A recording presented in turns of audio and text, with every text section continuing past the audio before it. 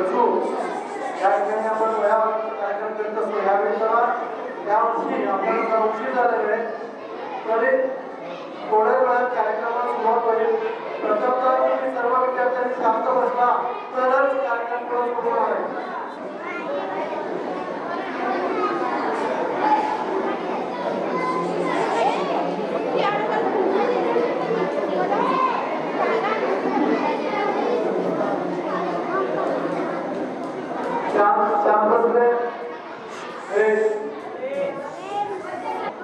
दीपक प्रज्वलन करून कोणत्याही कार्यक्रमाचं आपण देवाच्या प्रतिमेचं पूजन करून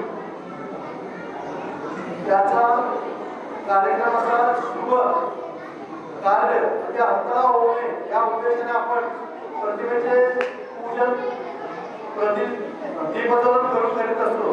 त्यासाठी मी पाहुण्यांना डॉक्टर श्रीकांत नागपूर सर आणि इथे सर्व उपस्थित आपले मान्यवर त्या सर्वांनी प्रतिमेचे पूजन करून दीपप्रज्वलन करून कार्यक्रमाची सुरुवात करावी अशी मी त्यांना विनंती करतो।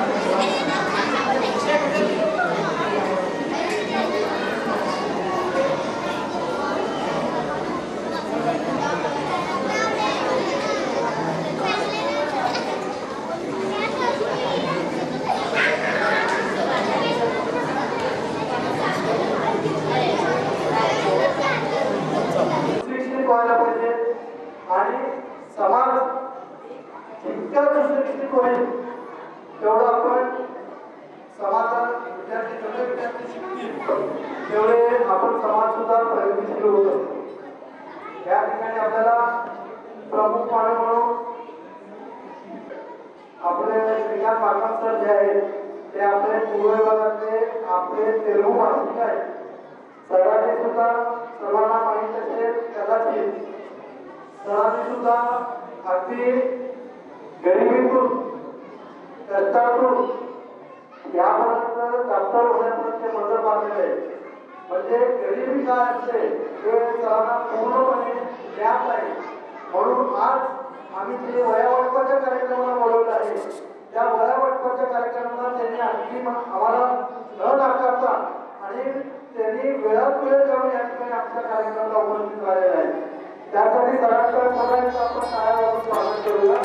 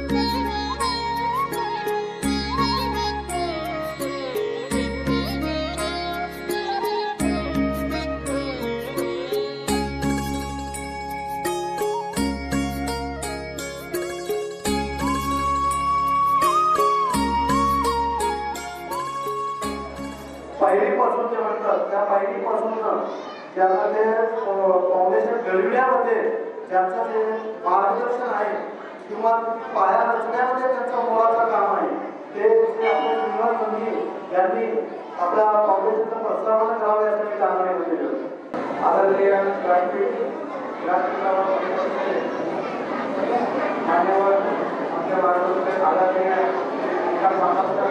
त्याबरोबर एक सर्वांनी काम करतात मुलांनो एक बघा तुमचा आवाज येत आहे आवाज केला तर ओळ्या भेटणार नक्की करून घ्या 6 मिनिट शांत बसा. आमचे आदरणीय मित्र व आमच्या पहिलेच्या जगामध्ये 2016 सुरुवात केली माझे मित्र त्याबरोबर सर्व काँग्रेसचे पदाधिकारी सर्व बंधू भगिनी आणि मित्र आपण श्रीविद्यालय उद्योग कॉलेजची स्थापना 2012 मध्ये आपण केलेला आहे. त्याचा हा 13 वर्ष संपूर्ण 14 वर्ष आपण समावेश करत आहोत. कारण म्हणजे आपल्या उद्योग कॉलेजच्या माध्यमातून दरवर्षी आपण महाशिवरात्रीला साजरा करतो. त्याबरोबर एक दिवशी केंद्रात साजरा करतो. गरीब मुलांना वया वाटप आपण देत असतो. इतक्यामध्ये तर एखादा समाज बांधवांना एखादा मोठा ऑफिसर लागत असेल तर आपण त्यांना फाउंडेशनच्या वतीने आपण सर्वांना आर्थिक पण आपण आतापर्यंत केलेला आहे.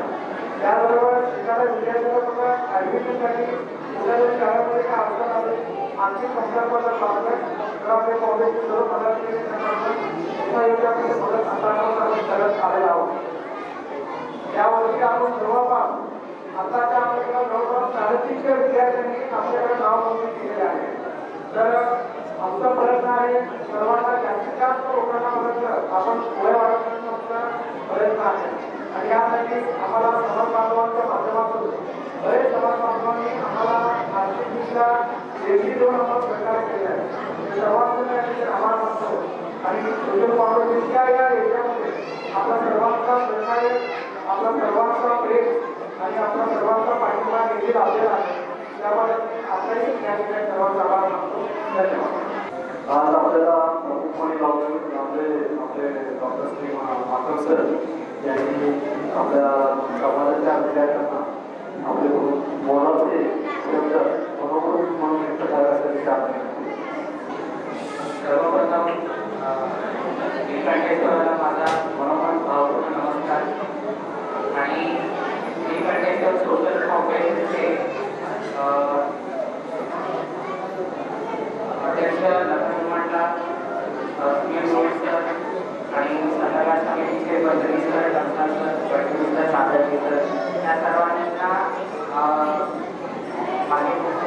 आम्हाला जोडून देतो की त्यांनी अशा या समाज उपयोगी कार्यक्रमाला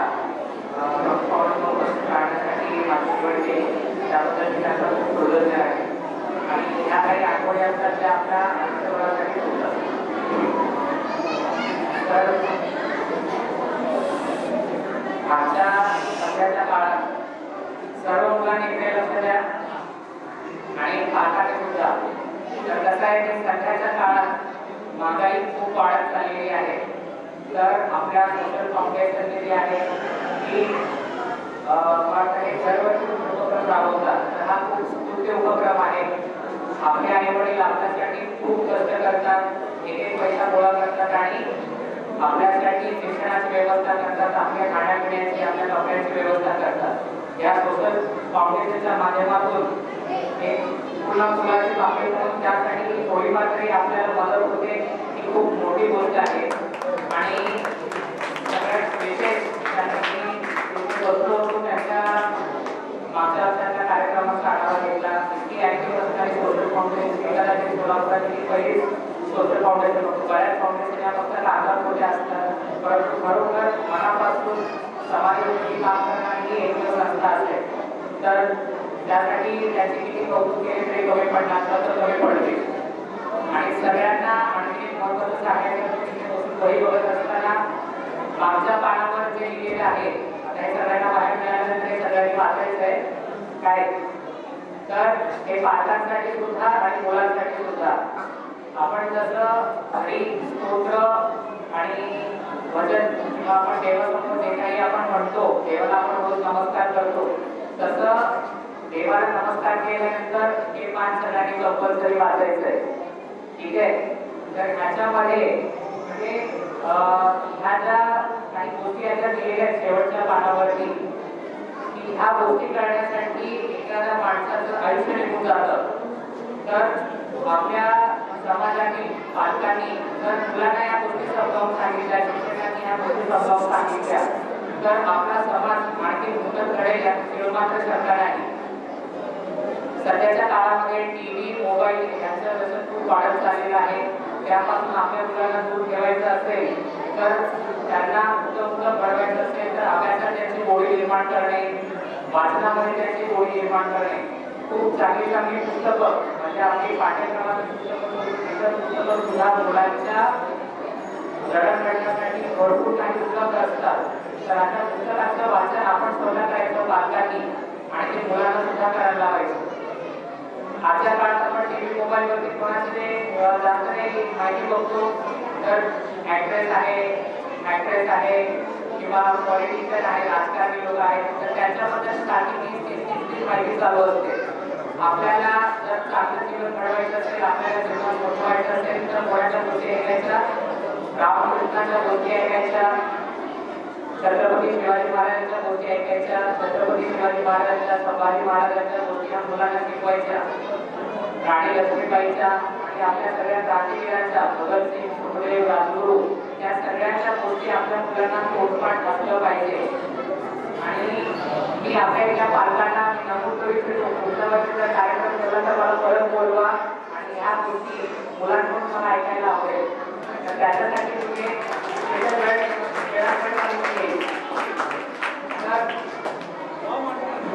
माझे वडील हे मिल कामगार होते, माझी आई मिडी कामगार आहे. अगदी गेल्या काही वर्षांपर्यंत सुद्धा ती मिडी वळण्यासाठी काम करायची. आम्ही सध्याच्या घरात राहतो, अजूनही त्याच्यावरती पत्र्याचं शेड आहे, अजूनही आमचं घर बदलायचं आहे, आम्हाला परमिशन देत नाहीये. तर कसं आहे की मी जे डॉक्टर घडलोय माझ्याकडे जवळपास 4 डिग्री आहेत. 4 डिग्री ही खूप छोटी गोष्ट नाही आहे. तर या डिग्र्या घ्यायला दिवस रात्र एक करायला लागतो, खूप कष्ट करायला लागतात. तर इथे बसलेली जी मुलं आहेत त्या पालकांना मला सांगायची इच्छा आहे की इथल्या बसलेल्या मुलांमध्ये सुद्धा ती ताकद आहे की आता कोणीही डॉक्टर होऊ शकतो, चांगला इंजिनियर होऊ शकतो, एखादा चांगला बिझनेसमॅन होऊ शकतो. तर आपण आपल्या समाजाला आपण स्वतः कमी लेखतो, आपण स्वतःला कमी लेखतो. आपल्यातले सुद्धा आपल्याला माहिती नसतात. तुम्ही कुणाचे भविष्य तुम्ही वर्तवून सांगू शकत नाही की मुलं जे आहेत आज कसं वागतात, उद्या किती समजदारपणे वागतील हे आज तुम्ही सांगू शकत नाही. आपलं काम आहे मुलांना चांगलं घडवणं, चांगले चांगले विचार त्यांना देणं. जसं आपण आरोग्य राहण्यासाठी आपल्याला चांगल्या अन्नाची गरज असते, तर आपल्याला बुद्धीने तल्लख राहण्यासाठी, ताकदवान राहण्यासाठी चांगल्या विचारांची गरज आहे. त्यामुळे जीवनशास्त्र मुलांना जे आहे हे चांगल्या गोष्टी तुम्ही शिकवत जा. नक्कीच आपली मुलं जे आहे खूप चांगल्या पद्धतीने शिक्षण घेतील, चांगल्या पोस्टवर जातील, खूप चांगली कामं करतील आणि समाजाचं नाव खूप मोठं करतील. त्याची निर्माण सुद्धा सपोर्ट मी वाईट देतो. तर कृपया पालकांनी याचं जे आहे थोडं ते मनावरती पालन करावं. कधी आपल्या मुलांना कमी लेखू नका, कधीही एक दुसऱ्यांशी कम्पेअर करू नका.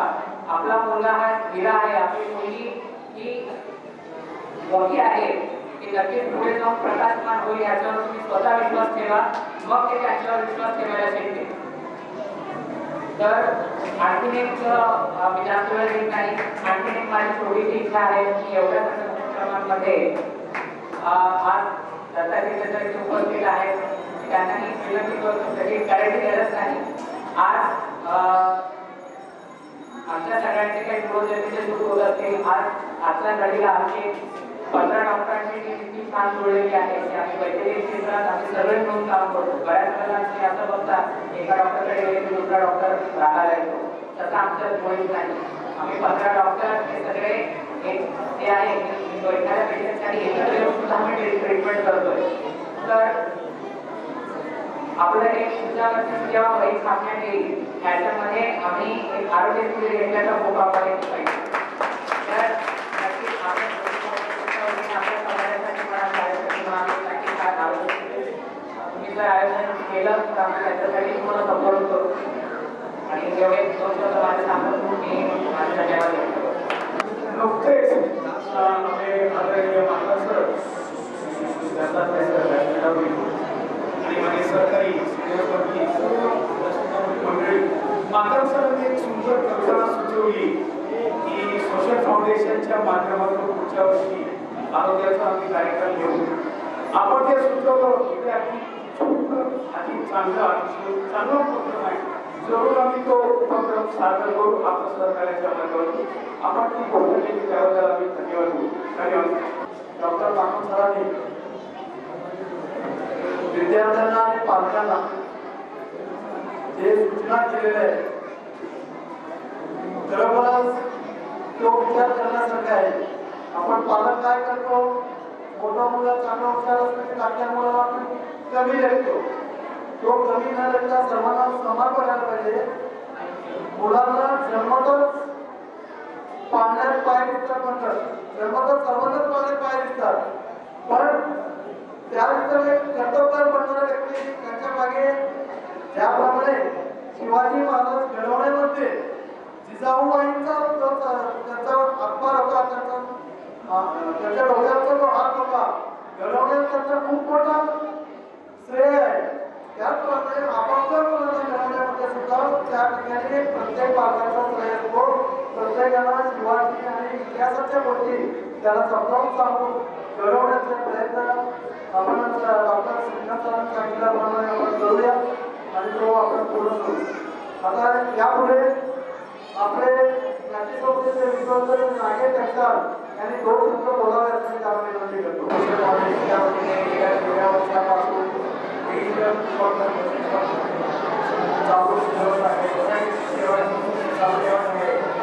दरवर्षी आपण आजची चालू आहे. विशेष श्रावण महिन्यात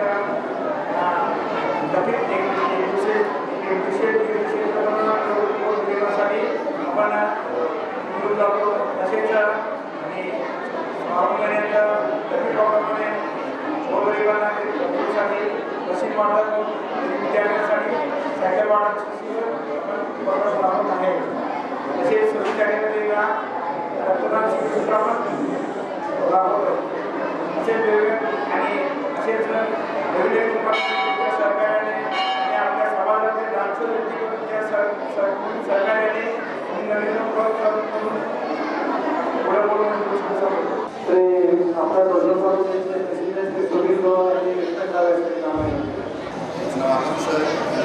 सर आल्याबद्दल या कार्यक्रमाची शोभा वाढवल्याबद्दल धन्यवाद.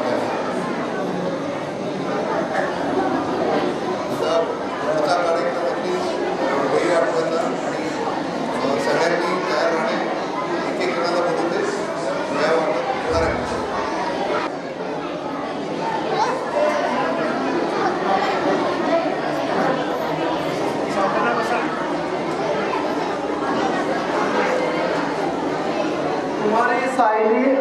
दंडगळ, कुमारी सायली अरुण दंडगळ,